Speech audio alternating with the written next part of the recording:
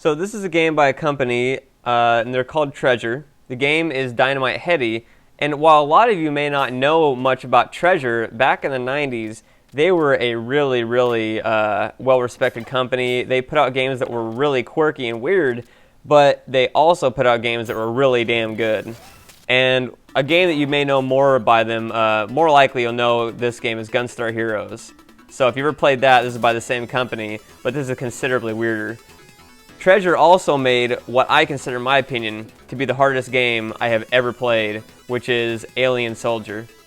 It is absolutely the hardest game I have ever played across all consoles, all anything else. I know I said Bart's House of Weirdness is the hardest game, but that is for DOS. I'm saying Alien Soldier is tied with it for hardest game ever. I have to do a playthrough of it sometime because it's absolutely a ridiculous game. But anyways, so the whole premise of this game is that you're in a play, that the whole thing actually takes place as if it's a play on a stage that you guys are watching and such. And so your character's actually a puppet whose name is Headdy, and then you can see it's like a backdrop they're lowering on the stage, get it? And so one thing I've never understood about this game is if it's all part of the play, like the enemies coming and trying to kill you and the bosses and stuff like that, or if it's that your objective is to get the play back on track, and I've never really understood that. But there is, well, I'll let that part play out, and you'll see what I mean about the other villain in the game. But your character, that's you right there. The guy just got grabbed. As you can already see, the character design for this game is pretty damn weird. I mean, you know, this is definitely not a normal game in any sense of the word. And throughout the entire game, as you can see, like, you know, where it says DD Imperial World, it's like held up by, you know, just a bunch of like wooden planks nailed in. It's all trying to give like the motive that it's actually a play. And they keep this up the whole game, so it's actually pretty interesting the way some of the enemies interact with you and the way you interact with the game, completely based off the fact that it is a play, that it's supposed to be a play.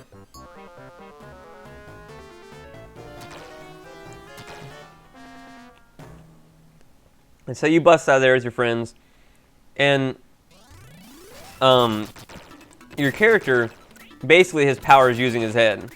So he can use it like a projectile, you know, and like hit stuff with it. But throughout the game, you get a huge variety of heads that allow you to do different things, which you'll see here coming up. But the first thing I want to show you is this game has a bunch of things called secret bonus points. And I'm not going to get them all, but this is the first one, is you basically hit the shit out of this guy as much as you can. And the secret bonus points are basically ways that you know, do stuff that's a little bit unorthodox in the game. And then you basically get, you know, secret bonus points like this. And the game tells you so, saying you get a secret bonus point. And I'm sorry if the game's a little bit quiet. This is a pretty loud game, so I had to make it a little bit quiet so you guys would be able to hear me. And so as you can see, this thing's bombing it. And even more so, going with the play motive, your life, see, when you get hit, is up there on the upper left, and it's a spotlight. And your life is characterized by what color that is and how big the H on it is. So it's all supposed to be like a play. And then it says scene instead of level. Now, throughout the game, there's this character who in this version is called Trouble Brewing, like Trouble Brewing, you know. And then in the Japanese version, he's some other name that's something to do with a cat or something like that. But this guy basically fucks with you all the time in between stages. Like, he basically, you know, he's like backstage, so it's supposed to be like the stuff that the people aren't seeing is what I think. That he's supposed to be causing trouble for the play behind the scenes is what I'm assuming. But, I mean, look at this dude. Just look at everything in this game. You know, you had the little tiny dudes bringing the entire next play over, you know. It's like, what the hell is that? So you basically have to jump in and avoid him when he shoots out his blue glowing power balls or whatever the fuck. And then you just hit him, and then he says fuck off, and he just leaves. And then it shows you your secret bonus points, the points you got, all that kind of stuff, blah, blah, blah.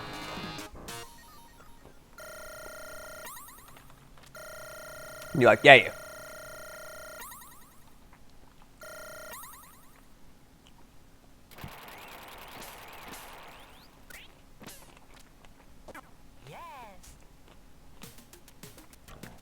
So, in my opinion, this game is pretty notable. Well, this game is pretty notable for its fucking character design. What the fuck is going on here?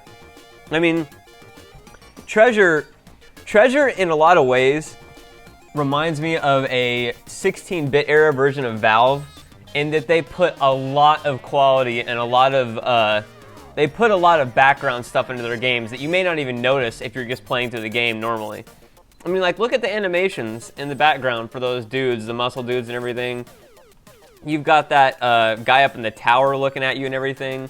The actual clouds, did you notice the clouds are just like fucking metal like sheets with clouds drawn on them, that there's a rip in the actual like set every now and then. And then what the hell is this dude? What is this I mean like, I don't have any names for any of this stuff going on. And then you've got what looks like Tiny Tim here, it's kind of like bobbing back and forth. And so, you know, now this is also pretty notable, that if you look here, you can actually go through a tutorial of what each one of the things in the game does.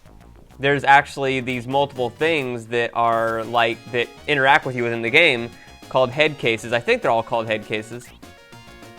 But if you go through the tutorials, you get a secret bonus point. But just for the sake of like not taking forever, I'm not gonna go through them. If you want to see them, then I encourage you to like get this game and play it yourself. But you know, they're pretty interesting.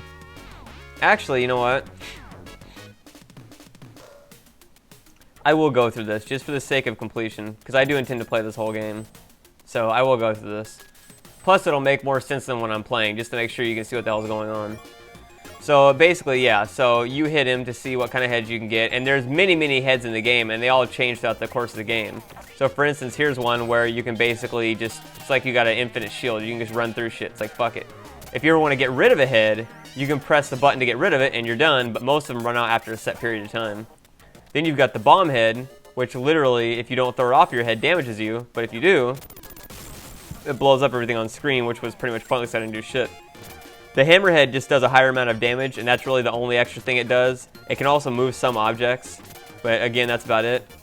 Now this head is a pretty badass head. This is, I think this is called the Warhead, and it literally just shoots out stars like crazy. So it's pretty damn powerful in later levels where there's a lot of shit going on. The vacuum does not normally suck up enemies like that, but it's usually used to get points and to get like food items and stuff like that. And then this is the invisible face, which as you can see, you're pretty much invincible, but you can still attack them. And then I'm gonna try, I tried to get the pig nose, but I couldn't get it, dicks. Come on, give me, I'm not gonna get the pig, well, you'll get to see the pig nose later, fuck it. And then, they pretty much drop down and tell you, congratulations, you have learned how to beat up guys with a hammerhead and a whole bunch of random shit. Oh, that's a funny joke. So that is the first practice area here. And he just pretty much fucks around with his head. Also note, too, you can see quickly what Heady's life is by the little bow tie that he's got on him. Because as you lose life and your spotlight goes down in color, it goes from green to red to a flashing red, then his bow tie also changes color. And so this is another gameplay element, is you can grab onto this dude, and pretty much, yeah.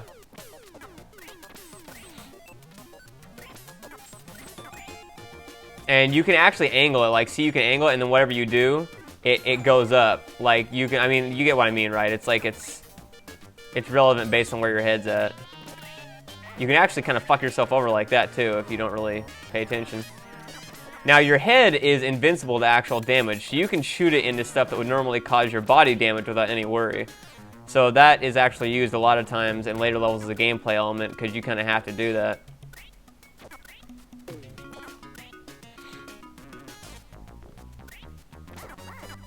Also, when you get hit, he sometimes says dumb luck, which is just probably one of the weirdest things I've ever heard a video game character say when he gets hit.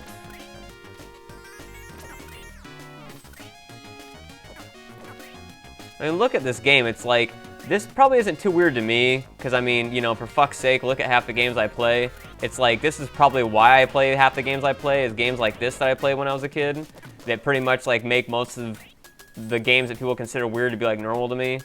But I mean, this is This is definitely one of the most creative, colorful, odd games I have ever played when I was a kid, at least. I mean, look at that already. It's like it's already making you do like multi-tiered jumps like that. And this is like the first level. Come on, Dick. I want to get up there. There we go. And you get yet another performance by the lovely band, and they're shooting out pigeons everywhere, and they're just like, congratulations. I'm also completely, I have no idea what the hell Headdy is. I don't know if he's a bird, if he's a fucking, I don't know what he is, but he's something.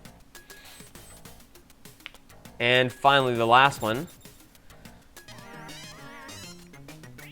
Okay, and so this guy is called Bier. And so basically what he does is he is the guy that shows you on the bosses, which are called keymasters, where to hit, basically. So each boss has obvious weak points, and this guy shows you where to actually attack. But it's kind of more for humor in a lot of cases because he actually gets his ass kicked by the bosses pretty quickly. And he's actually a secret bonus point in some levels. This actually gets pretty fast. So you kind of got to be on your game here. And for those of you that want to see me go ape shit and point out all the stupid shit in the game and everything else, it's like, that's going to happen. It's just with games like this, you know, it's I feel I should show you guys like at least the basics of the game and tell you what's going on before I basically descend into nonsensical random shit. The music in this game is really amazing too, and I know you probably can't hear it that well right now, but I really do recommend you play this yourself and check out the music, because the music is definitely one of the best points of the game.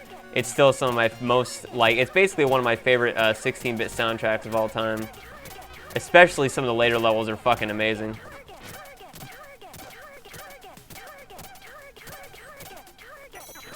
Asshole?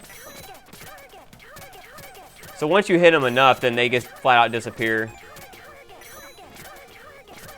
The bad thing is she keeps on, or he, I'm not even sure which, keeps on highlighting ones that aren't even there.